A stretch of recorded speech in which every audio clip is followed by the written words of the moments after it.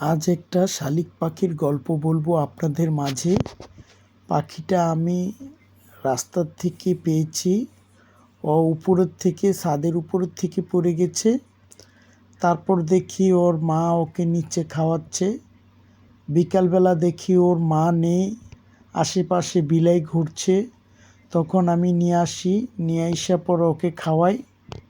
আর সকালবেলা খাঁচার ভিতর মার কাছে দিয়ে আসি, ছাদের উপরে ওর মা খাওয়ায়।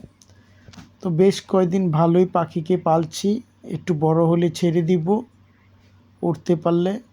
সবাই দোয়া করবেন আমি যেন ওকে সহি সুস্থভাবে রাখতে পারি। তারপর আমার আশা আছে ওকে ছেড়ে দিব, ও স্বাধীন মতন আবার ঘুরবে। আসলে এগুলো তো খাঁচার ভিতরে পালে না, ওরা বাহিরে বাহিরে থাকে, আকাশে ওড়ে।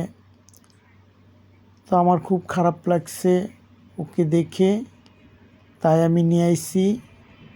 এখন আদর যত্ন করে ওকে আমি পালতেছি। আশা করি আপনাদের ভালো লাগবে।